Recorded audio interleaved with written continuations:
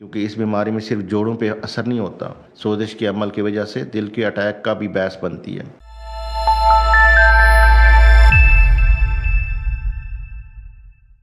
बिस्मिल्लाहिर्रहमानिर्रहीम।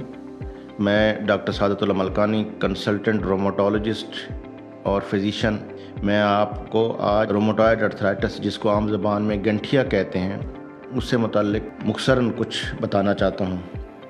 जैसा कि आपको इल्म है कि इस बीमारी में आपकी जोड़ एक या उससे ज़्यादा दर्द करते हैं, सूज जाते हैं। सुबह जब उठते हैं तो उनमें अकड़ाव खिंचाव होता है, जो कि कई घंटे तक बाज़ औक़ात जारी रहता है। दुनिया भर में, बिलखुसूस पाकिस्तान में भी इसकी मौजूदगी बहुत ज़्यादा है, लेकिन बरवक्त तशख़ीस न होने की वजह से इस बीमारी में मुब्तला लोग बहुत लेट डॉक्टर के पास आते हैं, जिसकी वजह से उनमें अक्सर पेचीदगियाँ पैदा हो चुकी होती हैं। ये रोमेटॉयड अर्थराइटिस, जिसको उर्फ़ आम में गंठिया कहते हैं, ये उम्र के किसी भी हिस्से में हो सकता है। बेशक वो बच्चे हों, बड़े उम्र के हों, दरमियानी उम्र के वो लोग हों, और ये ख़वातीन में ख़ासकर बहुत ज़्यादा इसकी मौजूदगी पाई गई है।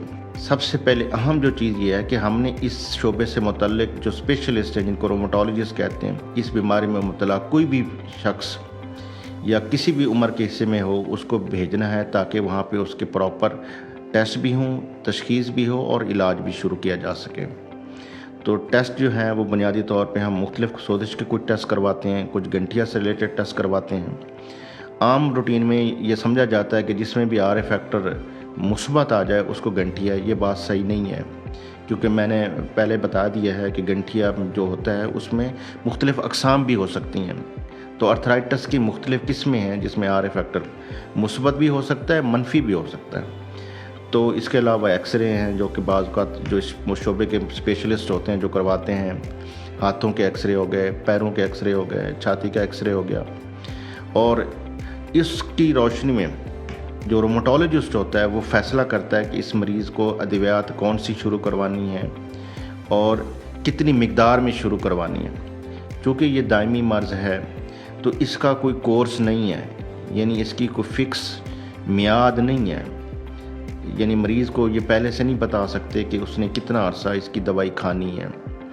तो वक्त के साथ साथ इसका पता चलता है कि उसकी बीमारी की शिद्दत कितनी है। आजकल तो लेटेस्ट जो दवाइयाँ हैं दुनिया भर में और इवन पाकिस्तान में भी इसकी अद्वियात मुयस्सर हैं, जो कि इस बीमारी को कंट्रोल करती हैं। ये काबिल इलाज मर्ज़ है, और ताकि इसकी पेचीदगियों से बचा जा सके, और वरना इसकी पेचीदगियाँ हो जाती हैं जिसके मुख्तलिफ़ अज़ा हैं वो मुतासर होते हैं, जोड़ मुतासर होते हैं, जोड़ बेरब्त बेशक्ल हो जाते हैं, नकारा हो जाते हैं, और जो इंसान की क्वालिटी ऑफ लाइफ है वो बहुत ज़्यादा मुतासर होती है। कि बर वक्त इलाज करवाना है, और सबसे अहम जो शख्स जहाँ भी मौजूद है वो इसको प्रॉपर स्पेशलिस्ट, जिसको रोमेटोलॉजिस्ट कहते हैं, उनको रेफ़र करे मरीज़।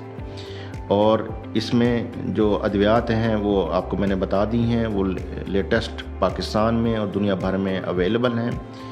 और इसके अलावा जो खुराक से मुतल्लिक मैं ये बता दूं कि खुराक में जिस तरह बड़ा गोश्त है, प्रोटीन वाली डाइट जो है, जिसमें वो हम कम यूज़ करवाते हैं।